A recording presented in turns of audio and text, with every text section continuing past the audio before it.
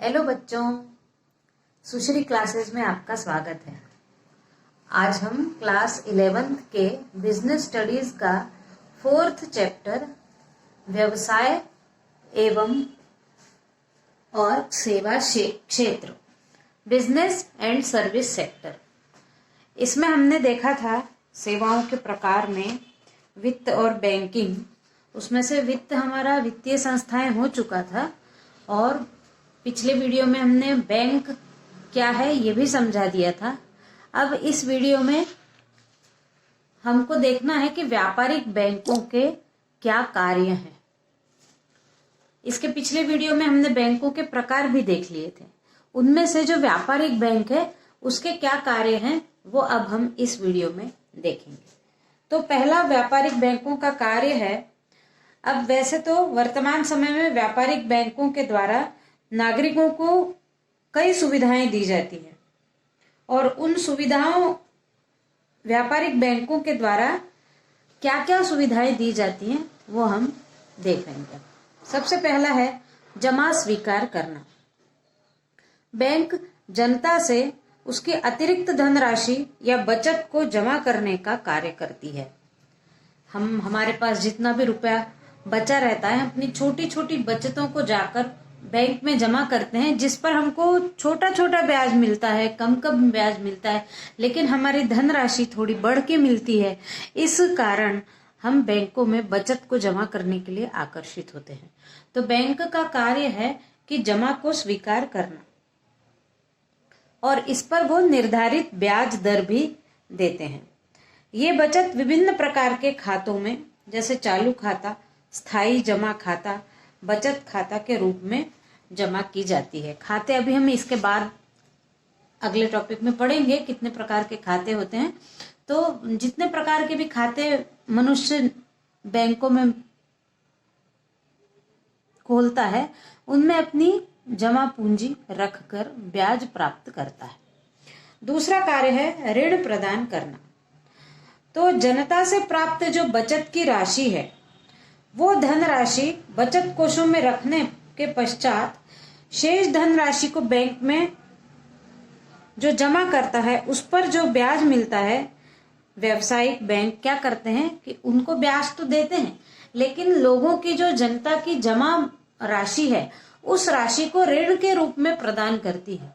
और ऋण देना ये उनका मुख्य कार्य है, क्योंकि ऋण देने के बाद उस ऋण दिए हुए पैसों पर भी वो ब्याज लेता है। ऋणदाता बैंक को ऋण लेने के एवज में ब्याज देता है और ये ब्याज दर जमा जो होती है, जो सेविंग बैंक होती है या जो बैंक किसी को ब्याज देता है उससे जो ऋण के बदले में लेता है वो ब्याज दर ऊंची होती है और बैंक को फायदा इसी से मिलता है कि वो ऋण पर ज्यादा ब्याज लगाती है और जो जमा पर वो कम ब्याज देती है। तो जो बीच का अंतर है वही व्यापारिक बैंकों की आय का साधन है। और कुछ एजेंसी के रूप में कार्य करते हैं जिनसे उनको कमीशन मिलता है, वो भी उसके आय का साधन है। फिर हम तीसरा कार्य देखते हैं कि एजेंसी के रूप में एक बैंक कार्य करती है। अब एजेंसी के रूप में कभी कभी तो वो सशुल्क कार्य करती है, यानी शुल्क लेकर कार्य करती है, लेकिन कभी कभी वो बिना शुल्क लिए भी कार्य करती है।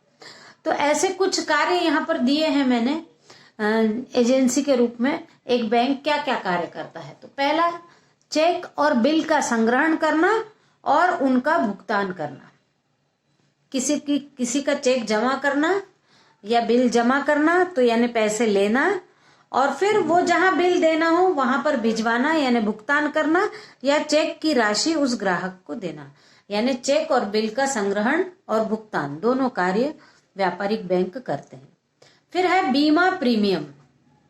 बीमा के भी प्रीमियम बैंक में जमा हो जाते हैं। लॉकर का किराया, लॉकर रखना यानी कीमती वस्तुओं को रखने का स्थान है बैंक में, उससे किराया लेना और ब्याज देना, ब्याज का भुगतान करना। प्रतिभूतियों के अभिगोपन, यानी जो शेयर्स वगैरह बेचे जा रहे हैं उसके गारंटर, शेयर्स बेचने के लिए जो गारंटर होते हैं उनको भी रखना। फिर ग्राहकों के आर्थिक स्थिति का स्थिति की जानकारी देना, ग्राहकों की जो आर्थिक स्थिति है उसकी जानकारी देना। फिर ग्राहकों के लिए ट्रस्टी, ग्राहकों का ट्रस्टी बनना। उसके बाद विदेशी मुद्रा का क्रय करना,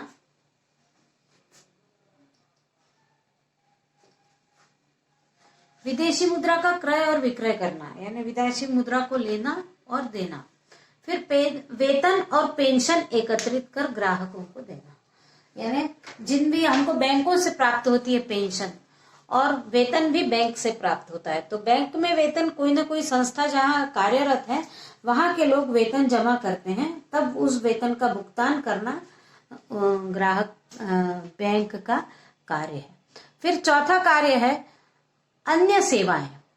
अन्य सेवाओं के अंतर्गत आता है लॉकर की सुविधा प्रदान करना, साख पत्र का निर्गमन करना, धन व विनियोग संबंध में सलाह देना, और व्यावसायिक सूचनाएं एकत्र करना और बचत को प्रोत्साहन देना।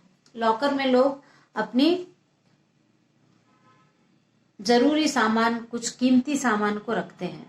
धन ले और विनियोग करना, यानी एक बार धन लेके उसको पुनर्विनियोग किसी दूसरे कार्य में लगाना, ये कार्य। और साख पत्र का निर्गमन, यानी क्रेडिट लेटर, उसका निर्गमन करना बैंक का कार्य है। यहाँ पर हमने देखा अभी व्यापारिक बैंकों के कार्य। अब हम अगला टॉपिक देखते हैं, बैंकों के लाभ या महत्व। इम्पोर्टेंस और एडवांटेजेस ऑफ बैंक्स। तो इसमें आज तो बैंक का महत्व इतना बढ़ चुका है, बैंक जो है आधुनिक व्यापार और व्यवसाय की प्राणवायु हो चुकी है, ऑक्सीजन। बैंक के बिना कुछ नहीं हो सकता व्यापार। देश की संपूर्ण अर्थव्यवस्था बैंक पर निर्भर है। यदि एक दिन भी बैंक में कामकाज नहीं होता है तो संपूर्ण अर्थव्यवस्था पर इसका बहुत प्रभाव पड़ता है। इसलिए हमको बैंक से प्राप्त होने वाले लाभ आगे हम देखते हैं। तो उसमें है, सबसे पहला लाभ है धन की सुरक्षा।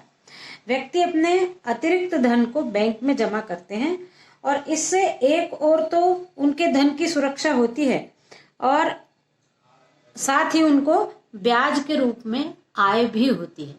सुरक्षा भी होती है और आय भी होती है। फिर दूसरा है पूंजी निर्माण में सहायक।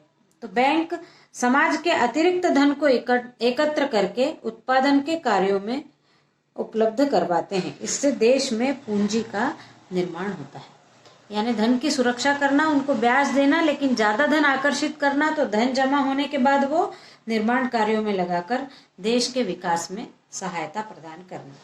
तीसरा है मुद्रा का सुरक्षित हस्तांतरण। बैंकों के माध्यम से मुद्रा का सुरक्षित हस्तांतरण संभव हो सका है। आज हमारे देश में पूर्व से लेकर पश्चिम तक और उत्तर से लेकर दक्षिण तक आराम से सुरक्षित रूप से धन का यहाँ से वहां बैंक के माध्यम से किया जा सकता है। कैश भी ले जाने की जरूरत नहीं है। आजकल तो ई बैंकिंग की सहायता से कैश को बिना हाथ लगाए ही यहाँ से वहां हस्तांतरण किया जा सकता है। फिर एजेंट संबंधी कार्य। बैंक अपने ग्राहकों के लिए विभिन्न एजेंट संबंधी कार्य भी करती है। जैसे अभी हमने पहले ही सुना है, एजेंट संबंधी कार्य यानी चेक लेना, उसका भुगतान करना, बिल का भुगतान करना, बीमा प्रीमियम, लॉकर का किराया और साख पत्र का निर्गमन, प्रतिभूतियों के अभिगोपन, है ना, विदेशी मुद्रा का क्रय विक्रय, ये इनके एजेंसी के रूप में कार्य हैं। ये कार्य भी बैंक के किए जाते हैं, ये हमको लाभ है। फिर अगला है सरकारी योजनाओं का क्रियान्वयन।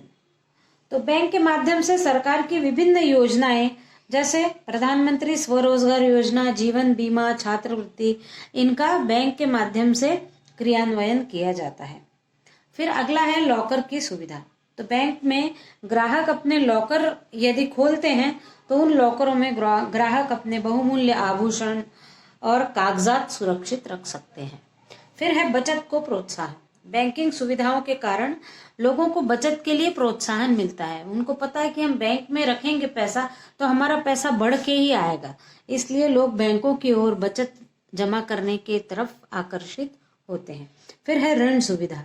सिर्फ व्यवसाय ही नहीं, केवल बैंक बल्कि बैंक व्यक्तियों को भी विभिन्न निजी जरूरतों को पूरा करने के लिए, घर बनाने के लिए, वाहन खरीदने के लिए ऋण देने का कार्य करता है, जिससे लोगों के जीवन स्तर में सुधार हो सकता है।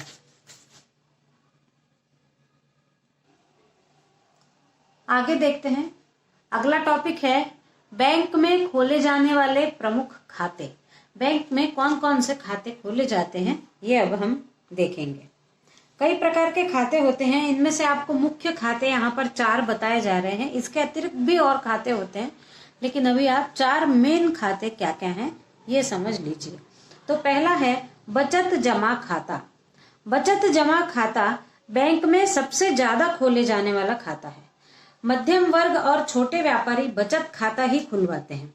बचत खाते में जमा राशि पर ब्याज प्राप्त होता है।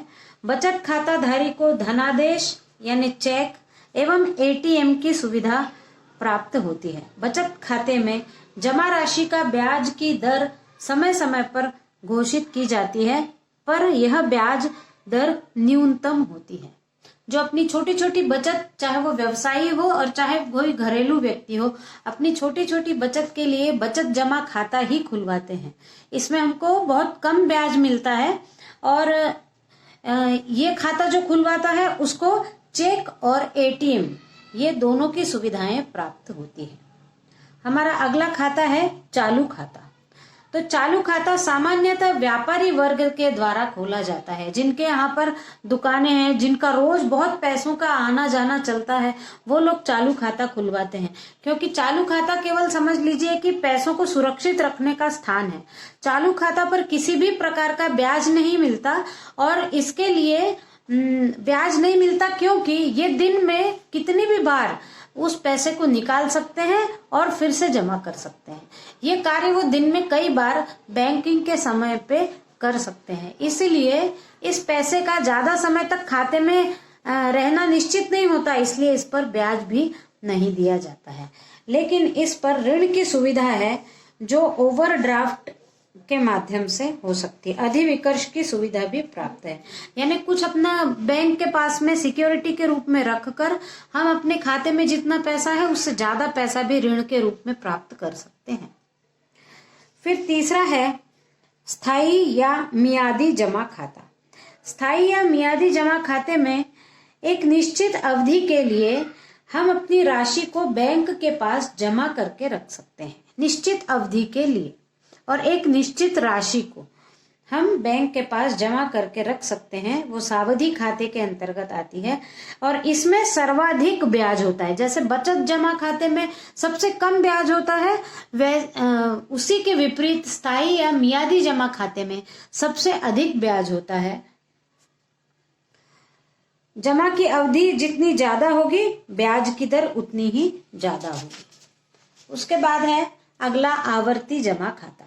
आवर्ती जमा खाते में प्रतिमाह या प्रतिदिन एक निश्चित राशि निश्चित अवधि तक जमा की जाती है। इस जमा पर संचयी ब्याज प्राप्त होता है। क्यूमुलेटिव ब्याज यानी ब्याज पर ब्याज मिलता रहता है। आवर्ती जमा खाते में एक निश्चित राशि को चाहे हम 1 महीने में या 1 दिन में एक राशि तय कर लेते हैं निश्चित अवधि तक के लिए, और वो बार बार उस राशि को हम महीने के अनुसार या दिन के अनुसार जमा करते हैं। और परिपक्वता के बाद यहाँ एक मुश्त राशि प्राप्त हो जाती है जिसका उपयोग आवश्यकता पूर्ति के लिए किया जा सकता है। एक मुश्त राशि, एक मान लीजिए 5 साल के लिए आपने 500 रुपए प्रति महीना किया है तो आपका 6000 रुपए जमा हो जाएगा एक मुश्त राशि, और उसके ऊपर 6000 1 साल का, तो 5 साल का 30,000, उसके ऊपर एक मुश्त ब्याज मिलकर एक बड़ी राशि मिल जाती है और उसका उपयोग हम अपने आवश्यकताओं के लिए कर सकते हैं। इस वीडियो में बस इतना ही। Thank you.